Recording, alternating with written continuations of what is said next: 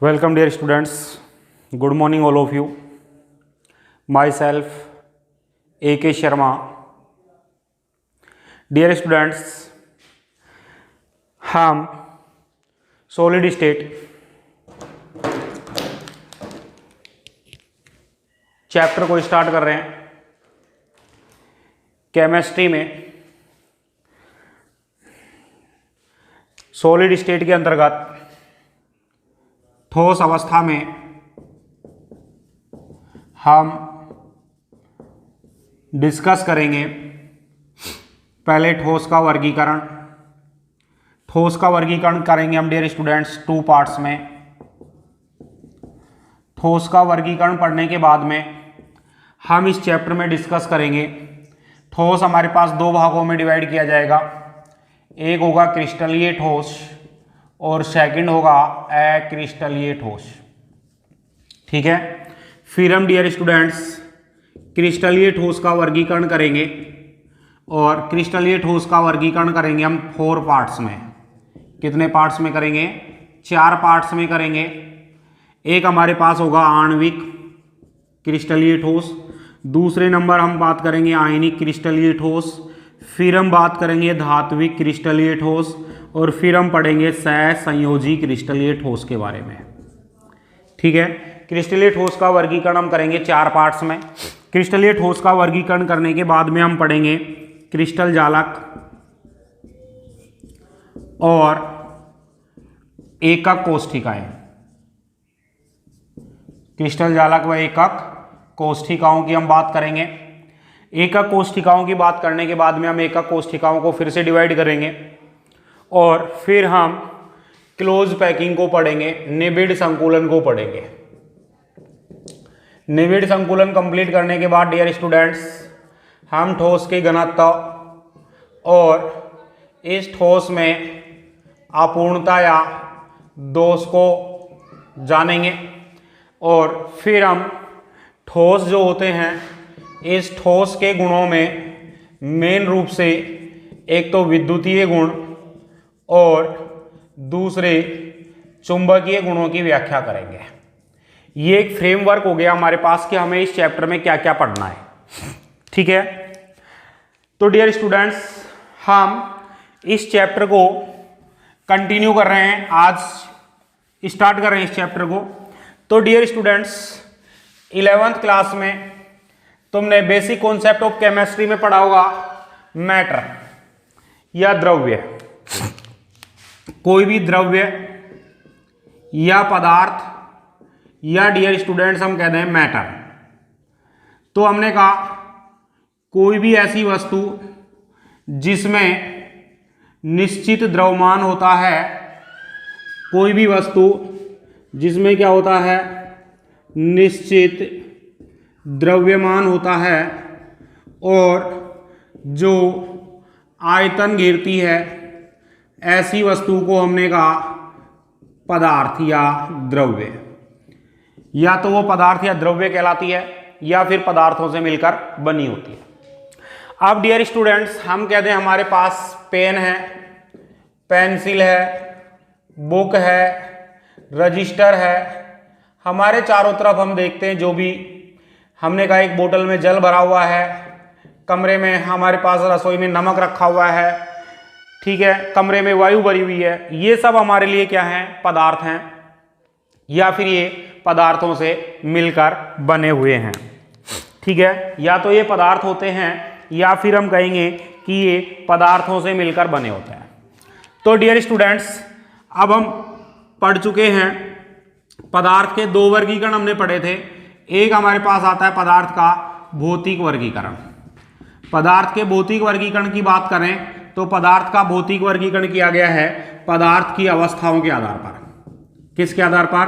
पदार्थ की अवस्थाओं के आधार पर। किसके आधार पर?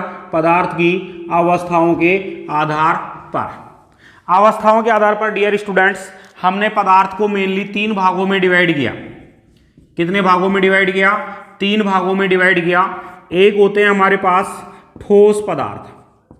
कौन से पदार्थ होते हैं? ठोस पदार्थ होते हैं। सेकंड होते हैं हमारे पास द्रव पदार्थ और थर्ड नंबर पर हमारे पास होते हैं गैसीय पदार्थ। ठीक है, तो पदार्थ को हमने 3 भागों में डिवाइड कर दिया, ठोस, द्रव और गैस। तो मैं कह दूं अवस्थाओं के आधार पर पदार्थ हमारे पास हो गए ठोस अवस्था, फिर दूसरी हमारे पास हो गई द्रव अवस्था और तीसरी हमारे पास हो गई गैसीय अवस्था। क्लियर हो गई बात। पदार्थ को मेनली हमने कितने भागों में डिवाइड किया? 3 भागों में डिवाइड किया। अब यहां से 2 क्वेश्चन काफी बार पूछे जाते हैं, चौथी अवस्था का नाम बताओ। तो डियर स्टूडेंट्स, पदार्थ की चौथी अवस्था का नाम है प्लाज्मा। पदार्थ की 5वीं अवस्था का नाम बताओ। तो पदार्थ की 5वीं अवस्था जो होती है डियर स्टूडेंट्स, ये होती है बोस आइंस्टीन कंडेंसेट अवस्था। और डियर स्टूडेंट्स, पदार्थ की छठी अवस्था का नाम बताओ, 6th स्टेट ऑफ मैटर, और हम कहेंगे ये होती है फर्मी आयनिक कंडेंसेट अवस्था। ठीक है, प्लाज्मा जो अवस्था होती है डियर स्टूडेंट्स, ये हमेशा उच्च ताप पर होती है, लगभग 10⁶ केल्विन टेम्परेचर पर, जो हमें मिलेगा या तो सूर्य के नाभिक में या स्टार्स में मिलेगा। तो सूर्य के नाभिक में पदार्थ कौन सी अवस्था में है? प्लाज्मा में है। स्टार्स में मैटर जो है वो कौन सी अवस्था में है? प्लाज्मा में है। मैं आपसे कह दूं कि हमने कंडेंसेट यानी कि कंडेंसेट अवस्थाएं कौन कौन सी है? 5वीं या छठी अवस्था। जब किसी भी मैटर को न्यूक्लियर फ्यूजन रिएक्शन से कूलिंग करें, तो बहुत ज्यादा कूलिंग करेंगे तब वो मैटर 5वीं या छठी अवस्था में आ जाएगा। या तो बोस आइंस्टीन कंडेंसेट, जिसको हम शॉर्ट में कह देते हैं BEC, या फर्मी आयनिक कंडेंसेट FIC में रहेगा। क्लियर। तो डियर स्टूडेंट्स, पदार्थ को मेनली हमने कितने भागों में डिवाइड किया? 3 भागों में, ठोस, द्रव और गैस। चौथी अवस्था का नाम बताएं प्लाज्मा, 5वीं अवस्था का नाम बताएं BEC, और छठी अवस्था का नाम बताएं FIC। क्लियर। अब डियर स्टूडेंट्स, हम बात करेंगे कि जो हमारे पास ये पदार्थ हैं, इन पदार्थों की अवस्था जो है, इस अवस्था का निर्धारण जनरली 2 कारकों पर निर्भर करता है। कितने कारकों पर निर्भर करता है? 2 कारकों पर निर्भर करता है। ये कारक कौन कौन से हैं? तो ये 2 कारक हमारे पास हैं। एक तो है आकर्षण बल अट्रैक्शन फोर्स, और दूसरा है ऊष्मीय ऊर्जा थर्मल एनर्जी। तो 2 फैक्टर हो गए जो पदार्थ की अवस्था का निर्धारण करेंगे। एक हो गया आकर्षण बल अट्रैक्शन फोर्स, सेकंड हो गया थर्मल एनर्जी ऊष्मीय ऊर्जा। क्लियर। अट्रैक्शन फोर्स क्या करता है? अट्रैक्शन फोर्स हमेशा कणों को समीप लाता है, कणों को क्या करता है? पास लेके आता है। और थर्मल एनर्जी जो है ये हमेशा कणों को क्या करती है? दूर ले जाती है। अब मैं आपसे कह दूं condition fast, case fast at low temperature. बहुत लो टेम्परेचर है। लो टेम्परेचर का मतलब है 0 केल्विन, परम शून्य ताप पर हम बात कर रहे हैं। तो डियर स्टूडेंट्स, ये दोनों फैक्टर एक दूसरे के अपोजिट है। जैसे जैसे हम टेम्परेचर की बात करेंगे, टेम्परेचर जब हम इंक्रीज करेंगे तो थर्मल एनर्जी बढ़ेगी और अट्रैक्शन फोर्स कम होगा। लो टेम्परेचर पर हमेशा अट्रैक्शन फोर्स बहुत ज़्यादा होगा और डियर स्टूडेंट्स थर्मल एनर्जी बहुत कम होगी, और पदार्थ जो है पहली अवस्था को अटेंड कर लेगा। कौन सी अवस्था है? ठोस अवस्था। ठीक है। सेकंड कंडीशन हमारे पास आती है केस सेकंड, जब हम कहें मीडिएट टेम्परेचर पर, मध्यम ताप पर, तब मैं आपसे कहूँगा अट्रैक्शन फोर्स ज़्यादा होगा या लगभग बराबर होगा थर्मल एनर्जी के। इस कंडीशन में पदार्थ जो है दूसरी अवस्था को गेन करेंगे, अटेंड कर लेंगे सेकंड स्टेट को, द्रव को। और तीसरी कंडीशन हमारे पास होती है कि जब बहुत हाई टेम्परेचर है, उच्च ताप पर, उच्च ताप की कंडीशन है तब मैं कहूँगा थर्मल एनर्जी जो है ये बहुत ज़्यादा होगी और अट्रैक्शन फोर्स बहुत कम होगा, और मैटर जो है तीसरी अवस्था को ग्रहण करेगा। कौन सी अवस्था को? गैसीय अवस्था को। ठीक है, तो डियर स्टूडेंट्स मैं कहूँ जब हमारे पास फर्स्ट अवस्था है यानी कि केस फर्स्ट पर लो टेम्परेचर है, तो लो टेम्परेचर पर क्या होगा, ये अवयवी कण एक दूसरे के क्लोज आ जाएंगे, और क्लोज आ जाएंगे तो क्लोज पैक होकर के और ये पदार्थ की पहली अवस्था को बनाएंगे, और पहली अवस्था को हमने क्या नाम दिया है? ठोस अवस्था। कौन सी अवस्था है? ठोस। फिर मैंने आपसे कहा मध्यम ताप पर क्या होगा? आकर्षण बल कम हो गया, तो ये कण थोड़े थोड़े दूर चले जाएंगे और थोड़ी से इनके बीच में डिस्टेंस बढ़ेगी, और डिस्टेंस बढ़ेगी तब हम कह देंगे कि अब हमारे पास पदार्थ कौन सी अवस्था में आ जाएगा? द्रव अवस्था में। कौन सी अवस्था में आ जाएगा? द्रव अवस्था में। तीसरी कंडीशन क्या है? बहुत ज़्यादा हाई टेम्परेचर है, थर्मल एनर्जी बहुत ज़्यादा बढ़ जाएगी, आकर्षण बल लगभग नगण्य हो जाएगा, और हम आपसे कहेंगे कि अब ये कणों के बीच आकर्षण बल नगण्य हो गया, तो ये कण एक दूसरे से दूर हट जाएंगे, और दूर हट जाएंगे तो जिस भी पात्र में हम इनको भरेंगे उसके संपूर्ण आकार को, संपूर्ण आयतन को ग्रहण कर लेंगे, और पदार्थ तीसरी अवस्था में आ जाएगा। कौन सी अवस्था में? गैस अवस्था में। इस तरीके से अलग अलग कंडीशंस पर पदार्थ अलग अलग अवस्थाओं में होता है। इसका मतलब मैं कह सकता हूं कि यदि हम कंडीशंस चेंज कर दें तो पदार्थ की जो अवस्थाएं हैं ये अवस्थाएं भी चेंज हो जाएंगी। यानी कि मैं ठोस को यदि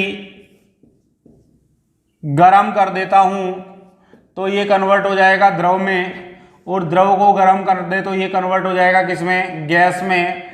गैस को ठंडा कर दें तो ये बदल जाएगा द्रव में, द्रव को ठंडा कर दें तो हम बदल देंगे किसमें? ठोस में। यानी कि पदार्थ की अवस्थाओं को परिवर्तित करते हुए अवस्थाएं हम बदल सकते हैं कंडीशंस को बदलते हुए। ताप और दाब की परिस्थिति को बदल दिया जाए तो पदार्थ की अवस्थाएं भी बदल जाएंगी। हमने कहा जल हमारे पास सॉलिड के रूप में होता है, आइस बर्फ के रूप में, लिक्विड में हमारे पास होता है वाटर जल के रूप में, और गैस अवस्था में होता है वेपर भाप के रूप में। जब हम भाप को ठंडा कर दें तो ये बदल जाएगी वाटर में, और वाटर को जब फ्रीजिंग कर देंगे, फ्रिज में ठंडा कर देंगे तो ये बदल जाएगा आइस में। ठीक है, तो एक पदार्थ तीनों भौतिक अवस्थाओं को निर्धारित कर सकता है, गेन कर सकता है, अटेंड कर सकता है, लेकिन ये कंडीशन डिपेंड करेगी कि हम पदार्थ को किस कंडीशन पर ले रहे हैं। जो कंडीशन हम अप्लाई करेंगे उसके अकॉर्डिंग पदार्थ की अवस्था मेंटेन होगी। क्लियर? तो डियर स्टूडेंट्स अभी हमने बात की कि हमारे पास पदार्थ तीन मेन अवस्थाओं में आ गया, ठोस, द्रव और गैस, जिसमें से हम गैस अवस्था और द्रव अवस्था को 11th में पढ़ चुके हैं स्टेट ऑफ मैटर के नाम से। आज इस चैप्टर में हम पढ़ेंगे डियर स्टूडेंट्स सॉलिड स्टेट, ठोस अवस्था को। तो मैं आपसे बात कर लूं तो हमारे पास पॉइंट आ गया ठोस अवस्था में हम बात करेंगे ठोस अवस्था के सामान्य अभिलक्षण। ठोस के सामान्य अभिलक्षण, क्या क्या अभिलक्षण होंगे ठोस पदार्थों के? और ठोस पदार्थों के सामान्य अभिलक्षण में मैं आपसे कह दूं पहला पॉइंट, इस कंडीशन पर आ जाओ case first. Case first low temperature पर अट्रैक्शन फोर्स बहुत ज्यादा है, थर्मल एनर्जी बहुत कम है, पदार्थ की कौन सी अवस्था आ गई? ठोस अवस्था। तो मैं कहूंगा ठोस अवस्था में अवयवी कण जो हैं, इन अवयवी कणों के मध्य, अवयवी कणों के मध्य अट्रैक्शन फोर्स जो है ये बहुत हाई होगा, उच्च होगा। सेकंड में कहूंगा अवयवी कणों के मध्य, ध्यान रखना अवयवी कण का मतलब डियर स्टूडेंट्स, अवयवी कण के रूप में हमारे पास परमाणु भी हो सकते हैं, अणु भी हो सकते हैं, या फिर आयंस भी हो सकते हैं। अवयवी कणों के बीच अट्रैक्शन फोर्स हाई होगा, लेकिन हम कहेंगे अवयवी कणों की जो थर्मल एनर्जी है उसमें ये ऊर्जा जो है ये क्या होगी? उसमें ऊर्जा बहुत कम होगी, यानी कि हम कह सकते हैं क्या रहेगी? नगण्य रहेगी। फिर मैं आपसे कहूं थर्ड पॉइंट कि ठोस जो है ये कठोर होंगे, क्या होंगे? कठोर होंगे, और इनका आकार जो है ये क्या रहेगा, निश्चित रहेगा।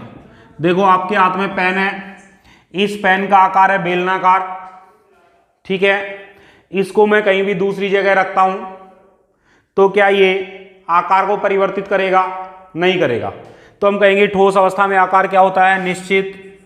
और डियर स्टूडेंट्स मैं बात कर लूं आयतन, तो आयतन भी ठोस अवस्था में क्या रहता है, निश्चित रहता है। क्लियर। फिर हम बात करेंगे नेक्स्ट प्रॉपर्टी की।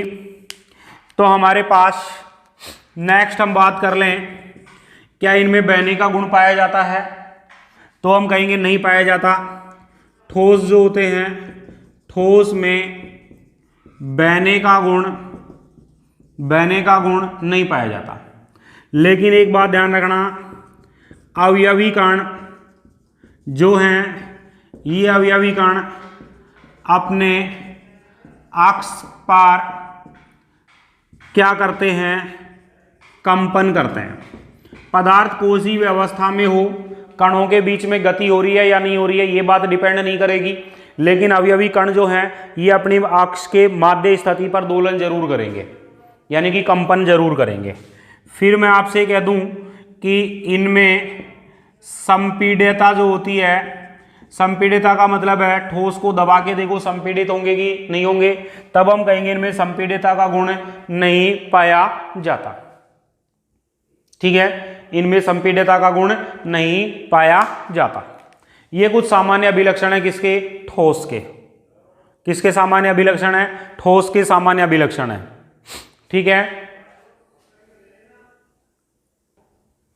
फिर हम बात कर लें कि जो अवयवी कण है, इन अवयवी कणों के बीच जो दूरी होगी, अंतर आणविक दूरी, अंतरा आणविक दूरी। तो डियर स्टूडेंट्स मैंने कहा था ये हमारे पास अवयवी कण हैं, इनके बीच अट्रैक्शन फोर्स बहुत ज़्यादा है, तो ये क्लोजली पैक हो जाएंगे। और क्लोज पैक हो जाएंगे तब हम कहेंगे इन अणुओं के बीच में कोई गैप नहीं है, यानी कि इनमें ठोस अवस्था में इनके बीच दूरी जो रहेगी वो क्या रहेगी, नगण्य रहेगी। फिर मैं कहूँगा कि जो अवयवी कण हैं, ये अवयवी कण निश्चित स्थिति पर, निश्चित बिंदु पर व्यवस्थित होंगे। निश्चित बिंदु पर या निश्चित स्थिति पर क्या रहेंगे, व्यवस्थित रहेंगे। ठीक है, निश्चित बिंदु या निश्चित स्थिति पर क्या रहेंगे, व्यवस्थित रहेंगे। ठीक है, फिर मैं बात कर लूं कि इन ठोस अवस्था में जो घनत्व होता है, घनत्व ठोस अवस्था में डियर स्टूडेंट्स क्या होता है, उच्च होता है। इस प्रकार से ये कुछ सामान्य अभिलक्षण है किनके, ठोस के सामान्य अभिलक्षण। क्लियर। तो हमने पदार्थ को 3 भागों में डिवाइड किया, ठोस, द्रव, गैस। कितने भागों में डिवाइड किया, 3 भागों में, ठोस, द्रव और गैस। इस चैप्टर में मैंने कहा हम ठोस अवस्था को पढ़ेंगे। तो पदार्थ की अवस्था को निर्धारित करने वाले 2 कारक मैंने बताए, आकर्षण बल और ऊष्मीय ऊर्जा। इन कारकों के आधार पर हमने डिसाइड किया कि पदार्थ कौन सी अवस्था को अटेंड करेगा। फिर हमने ठोस के सामान्य अभिलक्षण पढ़े। अब डियर स्टूडेंट्स हम टॉपिक लेते हैं ठोस जो है इसका वर्गीकरण। ठोस के सामान्य अभिलक्षण के बाद हम बात करेंगे ठोस का वर्गीकरण। ठीक है,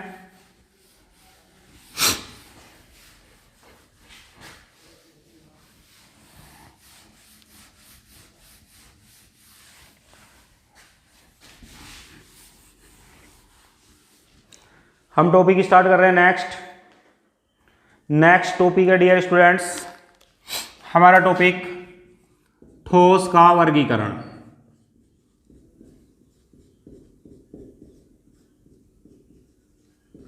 ठोस का जब हम वर्गीकरण करें तो ठोस जो होते हैं इनको हम 2 भागों में डिवाइड करते हैं।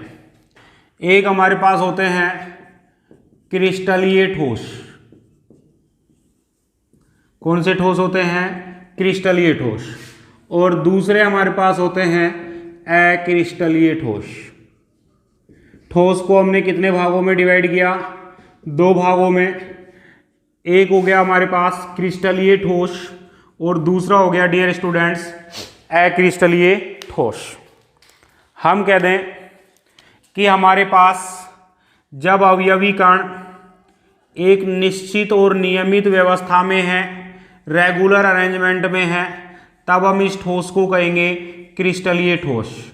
मैंने कहा अवयवी कण ए और बी ये एक निश्चित व्यवस्था में जुड़ रहे हैं और निश्चित व्यवस्था में जुड़ करके एक ठोस का निर्धारण कर रहे हैं, तब हम इस ठोस को कहेंगे क्रिस्टलीय ठोस। कौन सा ठोस कहेंगे? क्रिस्टलीय ठोस। ठीक है, तो मैंने ए और बी का एक रेगुलर अरेंजमेंट किया और रेगुलर अरेंजमेंट से हमने एक ठोस का निर्धारण कर दिया। ये ठोस हमारे लिए किस प्रकार का ठोस हो गया? क्रिस्टलीय ठोस हो गया। कौन सा ठोस हो गया? क्रिस्टलीय ठोस। ठीक है, तो डियर स्टूडेंट्स डेफिनेशन क्या हो जाएगी हमारे पास डेफिनेशन हो जाएगी वे ठोस जिनमें अवयवी कण निश्चित और नियमित ज्यामितीय संरचना में व्यवस्थित होते हैं, कौन से ठोस कहलाते हैं? क्रिस्टलीय ठोस कहलाते हैं। तो क्रिस्टलीय ठोस में पहले मैं डिफरेंट ले रहा हूं दोनों में परिभाषा के अकॉर्डिंग, और मैंने कहा परिभाषा क्रिस्टलीय ठोस की हो गई वे ठोस जिनमें अवयवी कण का मतलब समझ गए, अवयवी कण में परमाणु भी हो सकते हैं, अणु भी हो सकते हैं और आयन भी हो सकते हैं। अवयवी कण निश्चित व नियमित त्रिविमीय ज्यामितीय संरचना में व्यवस्थित होते हैं